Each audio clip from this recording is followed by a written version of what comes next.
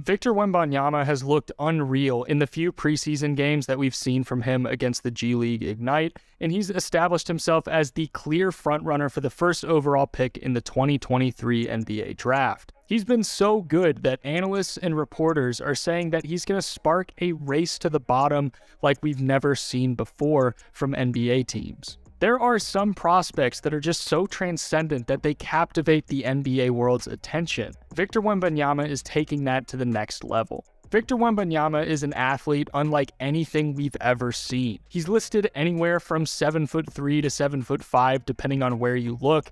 He has an 8-foot wingspan, a 10-foot standing reach, and he moves with a fluidity that genuinely hasn't been seen before from guys of this height.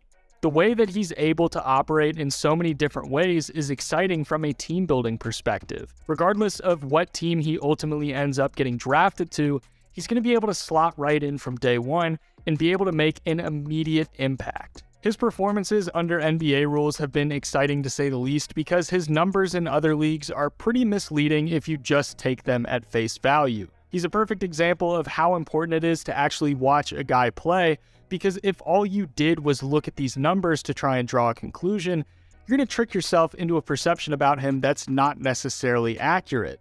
So what is it about him that makes front offices so confident that he's going to be this transformative, franchise-altering player?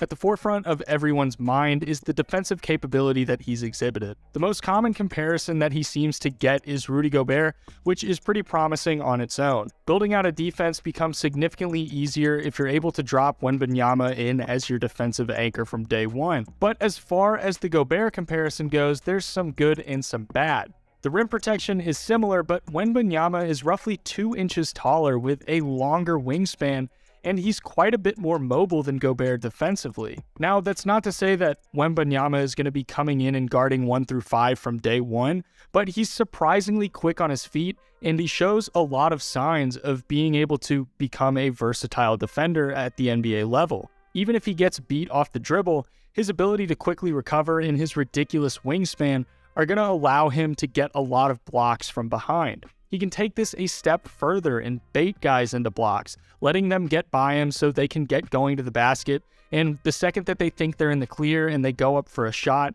he can get an easy block on them. He's going to be an unreal weak side help defender because not only does he have the length and size to provide help, but he's got great instincts for positioning himself on the defensive end to maximize his ground coverage. We can see that here. He comes up to the perimeter to guard this floppy action, and then he immediately recovers to shut down any scoring opportunity off of this pocket pass. His matchup is going to get a little bold, and Wembanyama has an easy time of blocking the shot. On the topic of ground coverage, this is an area of his defensive game that I think is going to be one of the biggest tools that allows him to be an impactful defender. He's not hindered by the typically bogged down foot speed of other 7-footers. He's quick, and most importantly, he knows where to be and when to be there to impact the play on the defensive end. He has a defensive feel for the game that can't be taught. He just gets it, regardless of the actions he's being put in or the players he's being matched up against. With so many different ways to use him on the defensive end,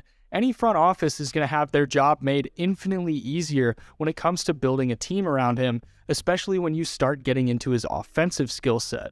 This idea of versatility seems to be a pretty common theme with Wembanyama. Offensively, there's just a ridiculous amount of variety in what he can do. He can operate as a traditional lob threat in the pick and roll, while also offering the ability to pop out to the perimeter for catch and shoot threes. His length makes your ball handler's life a lot easier as he can reach passes that would otherwise be considered unreachable for others. He can contort his body into unorthodox angles to receive passes, forcing defenses into difficult coverages and making it easier for him to get to the rim. He'll be able to make a ton of his money just from camping out in the dunker spot, and he'll thrive if he's put around a ball handler with high-level scoring gravity. When defenses collapse on someone applying pressure at the rim, he can turn dump-offs and lobs into easy buckets.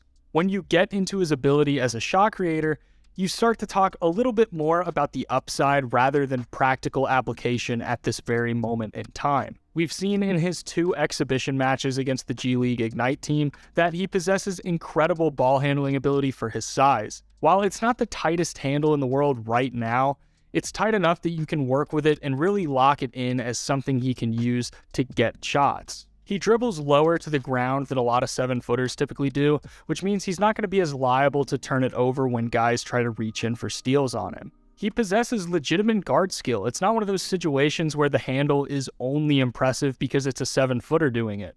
It's functional in a way that it would be functional for a guard, and while there's still some room for improvement, it's already in a state that allows him to leverage it in a game setting at game speed. And his shooting touch right now looks really exciting, even if the efficiency in some of the international leagues he's participated in hasn't reflected that. He was hitting turnaround fadeaways, knocking down threes off the dribble, and getting to his spots for mid-range jumpers consistently in his 2 outings during the preseason. His mid-range is going to be nearly unguardable since he just gets so much elevation on it. He has a 10-foot standing reach, and that allows him to get literally above the rim when he's taking his jump shots. Defenders are going to have to jump as high as they would to contest a shot at the rim just to try and block his mid-range jumpers. It's akin to Kevin Durant, where his form is sound enough that he's just tall enough to where it doesn't matter how close and tight you're playing on him. If you don't jump to the level of the apex of his shot, he's going to have no problem getting it off.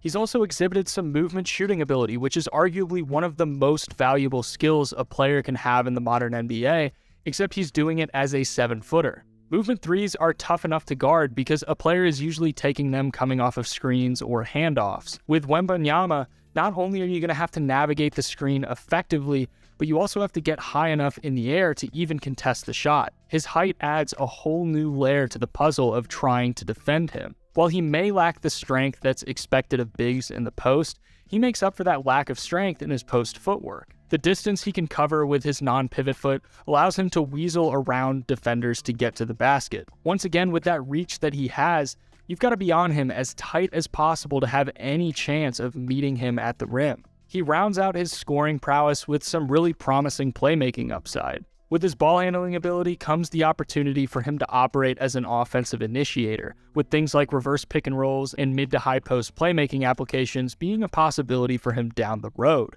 He has great floor vision, and similar to how height is advantageous for NFL quarterbacks in terms of being able to see more of the field, Wembanyama's height gives him an almost bird's eye view of the court. Like here, he's initiating from up top, and his height gives him a full, unobstructed view of the floor. He sees the opening on the interior, and instead of having to line drive the ball to the cutter, he's able to softly drop it right into the pocket for his teammate to get the bucket. It's almost a certainty that he's going to be drawing tons of defensive attention on the interior and when he's posting up, so it's likely that he's going to be able to leverage that defensive attention to find open shooters around him and get the ball to cutters. Here he drives, and the defense is going to collapse on him, allowing for an easy dump off to his teammate for 2 points. On this one, he moves towards the nail, bringing all of the defensive attention with him. Meanwhile, his teammate is going to make a smart cut, and he baits the defense by going airborne before finding his teammate in stride for the finish.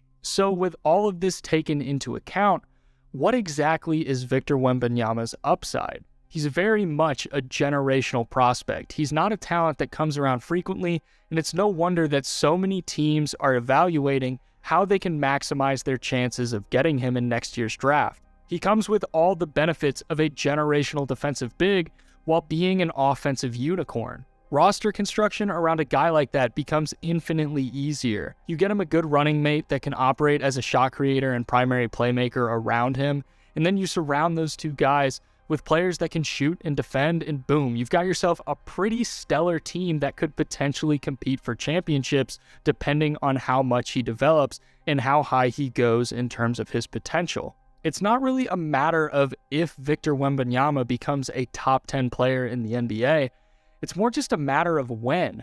From a talent standpoint, he's as close as you can get to a sure thing in any draft. He's already being considered one of the greatest prospects in basketball history, and it's pretty easy to see why. If you guys enjoyed this video and you want to see more content like this, please consider subscribing and leaving a like. That's the #1 way to support me and help me continue to make content. Thank you guys so much for watching, and I'll see you in the next one.